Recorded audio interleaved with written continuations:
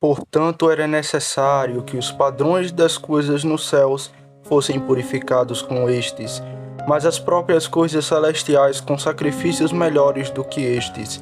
Hebreus 9:23. A salvação, quanto à dispensação real dela, é revelada por Cristo como profeta obtido por ele como sacerdote, aplicado por ele como rei. Em vão é revelado, se não for comprado em vão. Revelado e comprado se não for aplicado. Como isso é revelado, tanto para nós quanto em nós, por nosso grande profeta foi declarado. E agora, do ofício profético, passamos ao ofício sacerdotal de Jesus Cristo, que como nosso sacerdote comprou nossa salvação. Neste ofício está contido grande alívio para uma alma angustiada pela culpa do pecado. Quando todos os outros alívios tiverem sido testados, é o sangue desse grande sacrifício, aspergido pela fé sobre a consciência térmula, que deve esfriar, refrescar e docentemente compor e resolver isso. Agora, vendo o peso tão grande paira sobre este ofício, o apóstolo confirma e elogia diligentemente nesta epístola, e mais especialmente neste 9º capítulo, mostrando como foi apresentado ao mundo pelo sangue típico dos sacrifícios, mas infinitamente supera todos eles.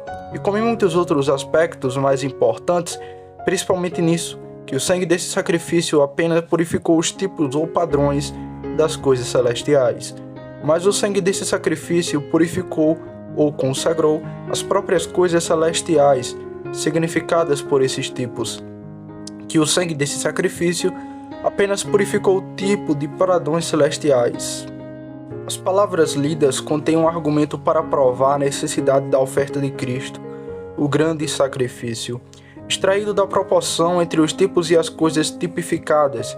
Se o santuário, o propiciatório e todas as coisas pertencentes ao serviço do tabernáculo fossem consagrados pelo sangue, aqueles tipos terrenos, mas consagrados pelo sangue de touros e cordeiros, muito mais as coisas celestiais sobreadas por ele, que devem ser purificadas ou consagradas por sangue melhor do que o sangue de animais. O sangue que as consagrou deve exercer tanto o sangue que consagrou aqueles quanto as próprias coisas celestiais. Em sua própria natureza, superam aquelas sombras terrenas deles. Veja que proporção há entre o tipo e o antitipo. A mesma proporção também está entre o sangue que o consagra, as coisas terrenas com as comuns, as celestiais com o sangue mais excelente. Portanto, há duas coisas a serem especialmente observadas aqui. Primeiro, a natureza da morte e do sofrimento de Cristo. Teve a natureza, o uso e o fim de um sacrifício, e de todos os sacrifícios o mais excelente. Em segundo lugar, a necessidade de oferecê-lo era necessário corresponder a todos os tipos e prefigurações sobre a lei, mas especialmente era necessário que a expiação do pecado, a proporção de um Deus justamente enfurecido e a abertura que um caminho para o reconciliado virem a Deus. O ponto que darei a você é que o sacrifício de Cristo, nosso sumo sacerdote, é excelente em si mesmo e mais necessário para vós. Os sacrifícios são de dois tipos, eucarísticos ou de agradecimento, em testemunho de homenagem, dever e serviço, e em sinal de gratidão pelas misericórdias recebidas livremente, e expiatório para a satisfação da justiça e, portanto, a expiação e reconciliação de Deus. Deste último tipo foi o sacrifício oferecido por Jesus Cristo por nós. Para este ofício ele foi chamado por Deus. Hebreus 5:5. Nela ele foi confirmado pelo imutável juramento de Deus. Para isso ele foi singularmente qualificado por sua encarnação, conforme Hebreus 10, versículos 6 ao 7. E todos os seus fins ele respondeu plenamente.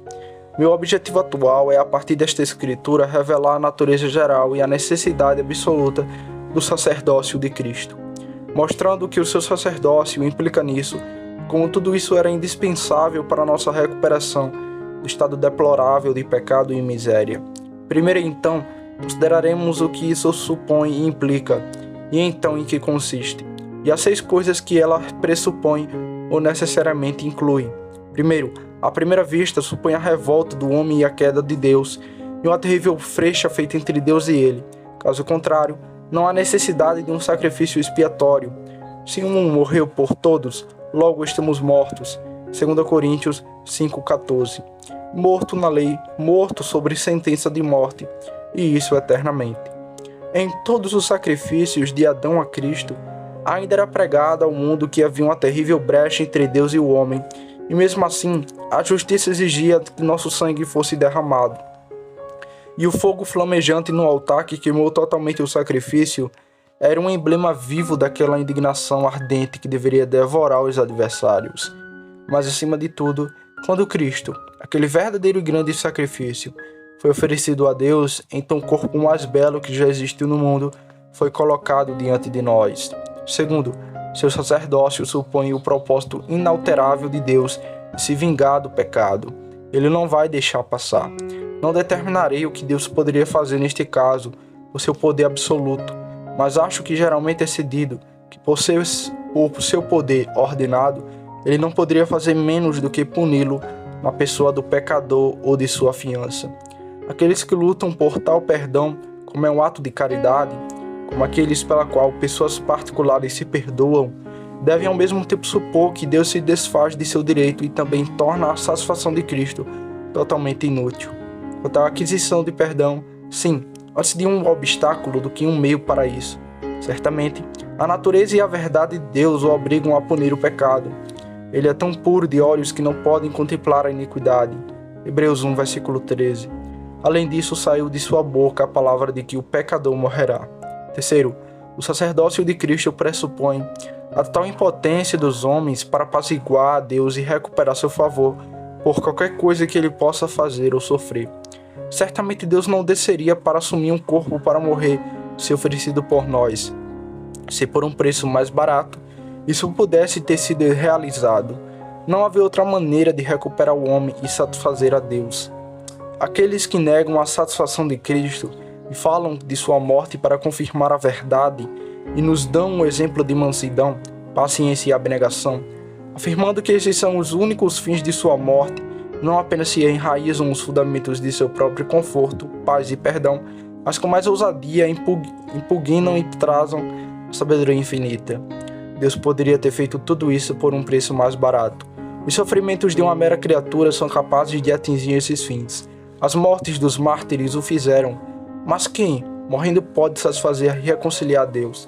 Que criatura pode lhe trazer um valor adequado e proporcional pelo pecado? Sim, por todo o pecado que já foi ou será transmitido às naturezas, ou cometido pelas pessoas de todos os eleitos de Deus, desde Adão até o último que será encontrado vivo na vinda do Senhor? Certamente ninguém, além de Cristo, pode fazer isso. Quarto, o sacerdócio de Cristo implica a necessidade de ser Deus-homem. Era necessário que ele fosse um homem a fim da sua paixão, compaixão e derivação de sua justiça e santidade para os homens. Se ele não fosse um homem, não teria nenhum sacrifício para oferecer, nenhuma alma ou corpo para sofrer.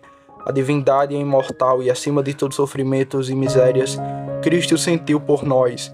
Além disso, o fato de ser homem o enche de compaixão e sentimento terno de nossas misérias.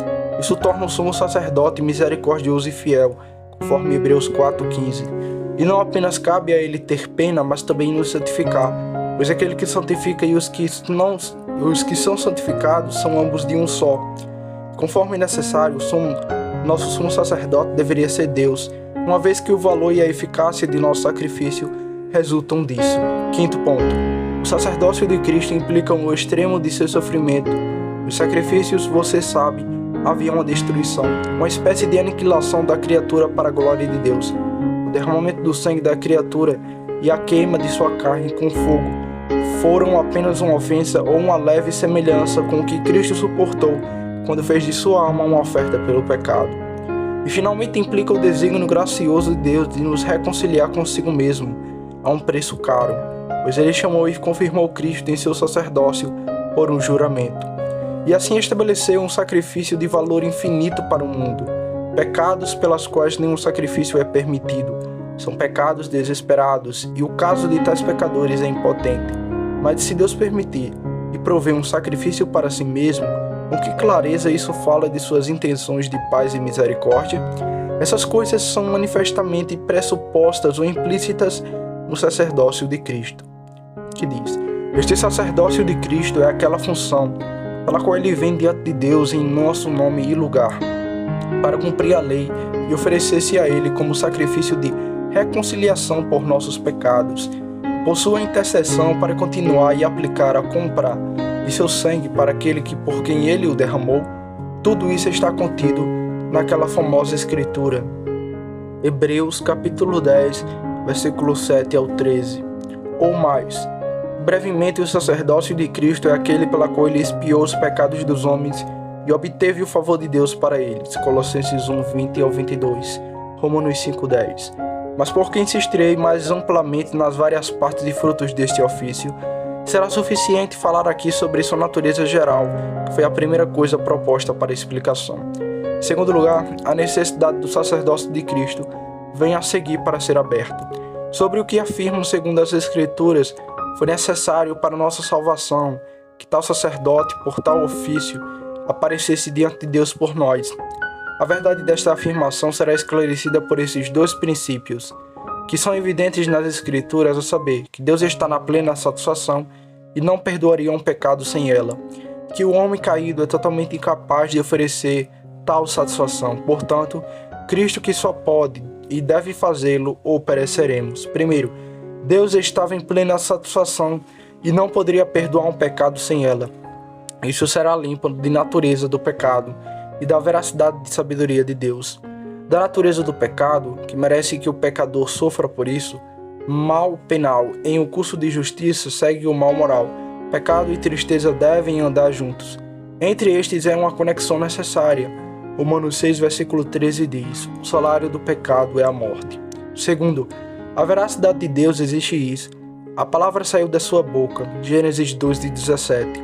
No dia em que dela comeres, certamente morrerás. A partir desse momento, ele se tornou instantaneamente e certamente desagradável e sujeito à morte da alma e do corpo. A lei o declara maldito, que não permanece em todas as coisas que nelas estão escritas. Gálatas capítulo 3, versículo 9. Agora, embora as ameaças do homem sejam muitas vezes coisas vãs e insignificantes, as de Deus certamente acontecerão. Nem um pouco da lei falhará, até que tudo esteja cumprido. Mateus 5,18. Deus será verdadeiro em sua ameaça, embora milhares e milhões pereçam. Terceiro, a sabedoria de Deus pela qual ele governa o mundo racional não admite uma dispensa ou relaxamento das ameaças sem satisfação. Pois tão bom quanto nenhum rei, como nenhuma lei para o governo, tão bom sem lei como sem penalidade, e tão bom sem penalidade quanto sem execução, para esse propósito observa-se bem. É totalmente indecente, especialmente para a sabedoria e a justiça de Deus, que aquilo que provoca a execução deve obter a revogação de sua lei, que isso deve suplantar e minar a lei, pois a única prevenção contra a qual a lei foi estabelecida antes. Como se poderia esperar que os homens temessem e tremessem diante de Deus, quando se sentissem mais assustados do que feridos por suas ameaças contra o pecado? Então Deus se colocou sobre a satisfação. Que ninguém aqui objete que a reconciliação com base nessa única pontuação de satisfação é decreativa para a riqueza da graça, o que não permitimos a Deus o que fazemos aos homens, a saber, perdoar uma ofensa livremente sem satisfação. O perdão gratuito para nós e a plena satisfação feita a Deus por Jesus Cristo por nós não são assurrato, coisas inconsistentes umas com as outras, pois em seu devido lugar serão mais totalmente esclarecidas para você. E por negar a Deus e aos permitirmos aos homens, você deve saber que homens estão em pé de igualdade. O homem não é capaz de ser injustiçado e ferido pelo homem, como Deus é pelo homem. Não há comparação entre a natureza das ofensas. Para concluir, só o homem pode perdoar livremente o homem, em uma capacidade privada, na medida em que o mal diz respeito a si mesmo, mas não deve fazê-lo em caráter público, pois é juiz e obrigado a executar a justiça com imparcialidade. Deus é nosso legislador e juiz. Ele não dispensará as violações da lei, mas se posicionará estritamente sobre a satisfação completa. Segundo, o homem não pode dar a Deus satisfação própria pela mal cometido o seu pecado. Ele não encontra maneira de compensar e fazer as pazes com Deus, seja fazendo ou sofrendo sua vontade. Não fazendo. Este caminho está fechado para todo mundo. Ninguém pode satisfazer a Deus ou reconciliar-se com Ele dessa maneira, pois é evidente que nossas melhores obras são pecaminosas. toda a nossa justiça é como trapo de imundícia. Isaías 64:6. E é estranho que alguém imagine que um pecado satisfaça outro.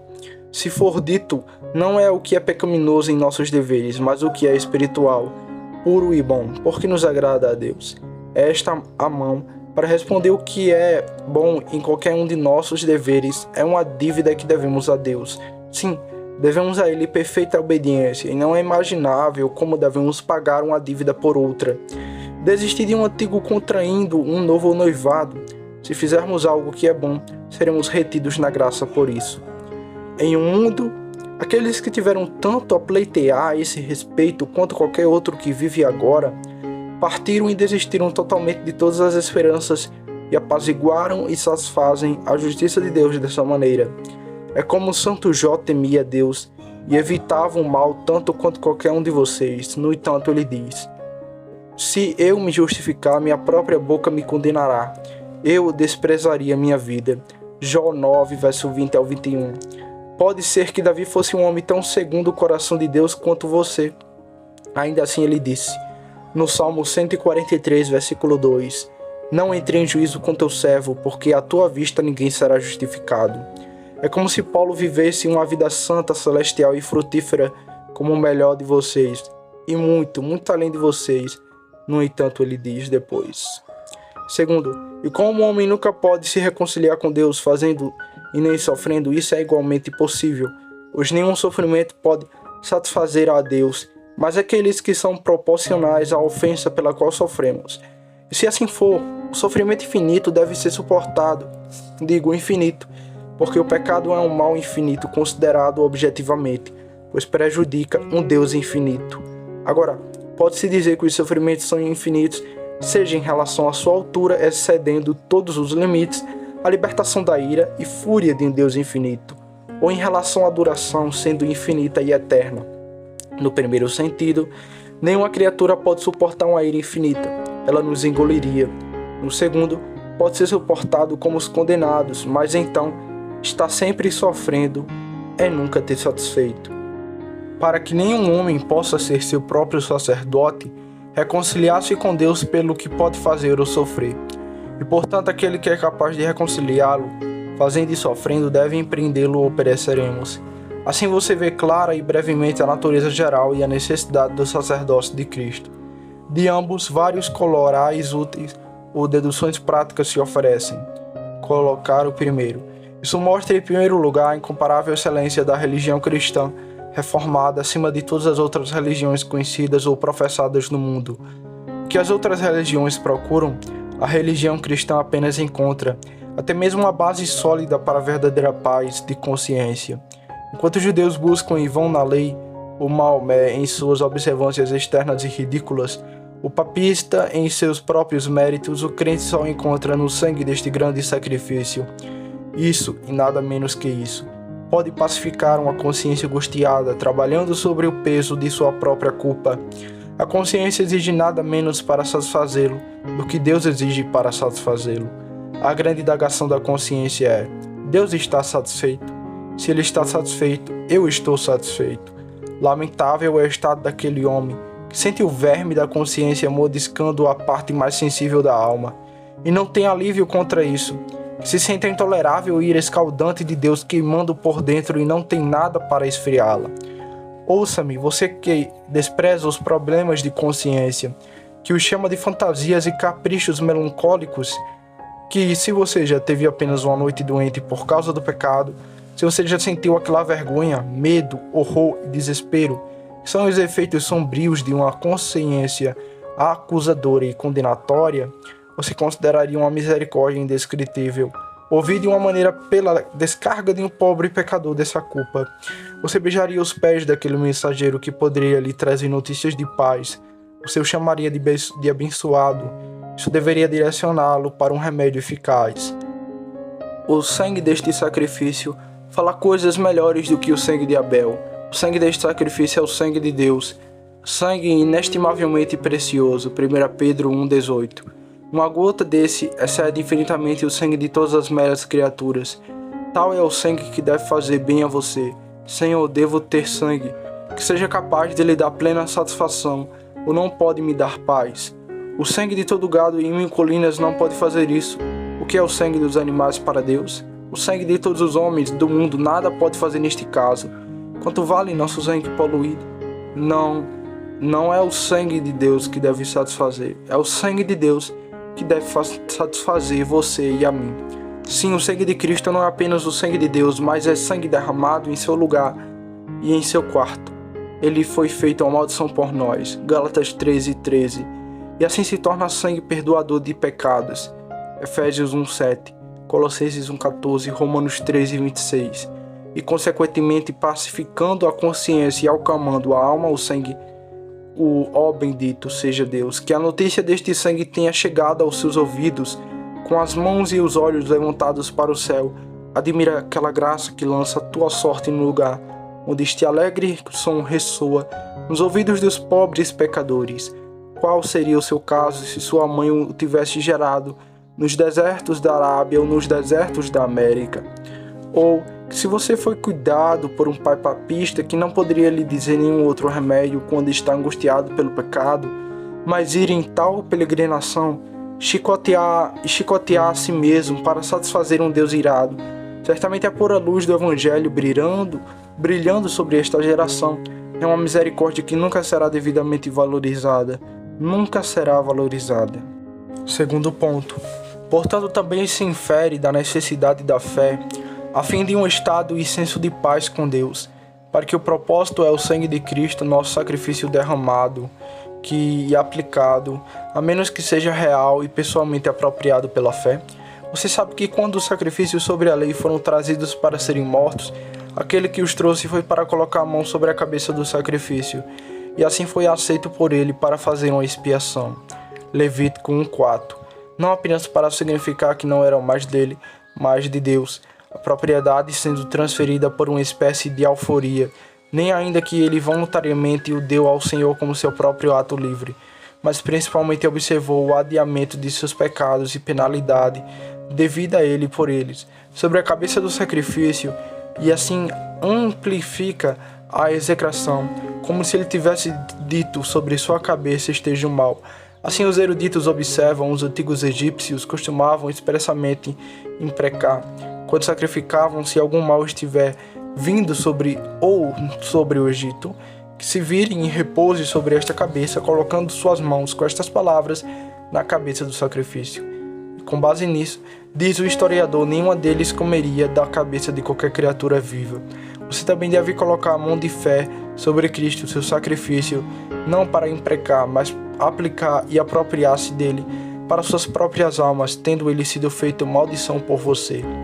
E colocando a mão com essas palavras na cabeça do sacrifício. Para isso, todo o Evangelho tende, até mesmo para a pessoa de os pecadores, a aplicar Cristo e seu sangue em suas próprias almas.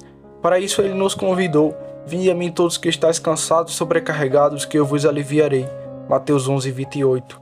Para este fim nosso sacrifício foi levantado sobre o altar. Como Moisés levantou a serpente no deserto, assim importa que o Filho do Homem seja levantado, para que todo aquele que nele crê não pereça, mas tenha a vida eterna. João 13:16. O efeito da lei, não apenas sobre a consciência enchendo-a de tormentos, mas sobre toda a pessoa, trazendo a morte sobre ela, são aqui obscurecidos pelas picadas de serpentes ardentes, e Cristo pela serpente de bronze que Moisés exaltou para os israelitas, que foram picados olharem. Como olhando para ele, eles foram curados, assim crendo ou olhando para Cristo com fé, nossas almas são curadas. Aqueles que não olharam para a serpente de bronze morreram infalivelmente. Assim devem todos os que não olham para Cristo, nosso sacrifício pela fé. É verdade que a morte de Cristo é a causa meritória da remissão, mas a fé é a causa da aplicação instrumental. E como o sangue de Cristo é necessário em seu lugar, nossa fé também é necessária em seu lugar. Pois para a remissão real do pecado e da paz da consciência, deve haver uma cooperação de todas as causas de nossa remissão e paz. Como existe a graça e o amor de Deus por causa eficiente e impulsiva, e a morte de Cristo, nosso sacrifício, a causa meritória, então necessariamente deve haver fé, a causa instrumental. E todas essas causas se encontram docentemente em suas influências e atividades, em nossa remissão e tranquilidade de consciência. e todos eles são em seu tipo e lugar absolutamente necessário para a obtenção e aplicação do mesmo. Qual a necessidade do sangue de Cristo ser derramado se não tem um interesse nele, nenhuma influência salvadora dele? Esteja convencido, este é o fim e o negócio da vida. A fé é a graça da fênix, como Cristo é a misericórdia. Ele é o dom, e este é a obra de Deus. João 6:29. A morte de Cristo, as ofertas e ofertas de Cristo nunca salvaram a alma em si mesma, sem a aplicação da fé. Mas ai de mim, como eu vejo pecadores ou não tocados com o senso de pecado, e assim seduçãos, não precisam do médico, ou se alguém é picado e ferido pela culpa, como eles se lambem inteiro com seus próprios deveres e reformas. Como dizem os médicos sobre as feridas, que sejam mantidas limpas, e a natureza encontrará seu próprio bálsamo para curá-las. Se é assim nas feridas espirituais, que necessidade Cristo deixou do seio do Pai, e desceu para morrer na qualidade e natureza de um sacrifício por nós? Se os homens puderem ter saúde, prazer, riqueza, honra, e de qualquer maneira fazer uma mudança para acalmar uma consciência briguenta, para que não os controle ou interrompa nesses prazeres, Cristo pode ir aonde quiser por eles. E eu estou certo de que até que Deus lhe mostre a face do pecado no espelho da lei, faça os escorpiões e as serpentes ardentes que espreitam na lei e em suas próprias consciências virem sibilar sobre você e feri-lo com suas picadas mortais, até que você tenha algumas noites doentes e dias tristes pelo pecado, você nunca irá para cima e para baixo buscando interesse no sangue de seu sacrifício com lágrimas. Mas, leitor, se for essa a sua condição, então você conhecerá o valor de um Cristo. Então você terá um valor para o sangue da aspersão. Pelo que me lembro, é a história de nosso Ricardo de Costas Tortas, quando foi derrotado em uma batalha de campo e fugiu a pé de seus inimigos que o perseguiam. Ele gritou, agora diz ele, um reino por um cavalo. Então você vai chorar. Um reino para um Cristo. 10.000 mundos agora, se eu os tivesse pelo sangue da aspersão. Terceiro ponto. Cristo é seu sumo sacerdote, e seu sacerdócio é tão indispensavelmente necessário para a nossa salvação. Então reconheça livremente sua total impotência para se reconciliar com Deus por qualquer coisa que você possa fazer ou sofrer. E deixe que Cristo tenha toda a glória de sua recuperação atribuída a Ele. É altamente razoável que aquele que estabeleceu todo o preço receba todo o louvor. Se alguém pensa ou diz que poderia ter feito uma expiação por si mesmo, ele não lança nenhuma coisa e nenhuma censura leve sobre a profunda sabedoria que estabeleceu o desígnio de nossa redenção na morte de Cristo. Mas disso eu falei em outro lugar. E em último lugar, prefiro persuadi-lo a ver sua necessidade deste Padre e seu sacrifício mais excelente, e consequentemente fazer uso dele. O melhor de vocês, que tem naturezas poluídas, envenenadas no útero com o pecado, e essas naturezas precisam desse sacrifício, devem ter o benefício desse sangue para perdoá-las e purificá-las, ou serão condenadas eternamente. Ouça-me, você que nunca gasta sua lágrima pelo pecado da natureza. Se o sangue de Cristo não fosse aspergido sobre sua natureza, seria melhor para você que você tivesse sido a geração de bestas e descendência de dragões ou sapos. Eles têm uma natureza pecaminosa desprezível, mas não viciada como você tem. Seus pecados atuais precisam do sacerdote e de seu sacrifício para obter remissão para eles. Se ele não os tirar pelo sangue de sua cruz, eles nunca poderão ser levados. Eles se deitarão com você no pó, eles se levantarão com você e o seguirão até o tribunal, clamando, nós somos suas obras e nós o seguiremos. Todo seu arrependimento e lágrimas, se você chorar tantas quantas forem as gotas no oceano, nunca pode tirar o pecado. Seus deveres mesmos, os melhores deles, precisam desse sacrifício, e é a virtude disso que esses são aceitos por Deus. E se Deus não tivesse respeito pela oferta de Cristo, ele não consideraria ou olharia para você ou para qualquer um de seus deveres.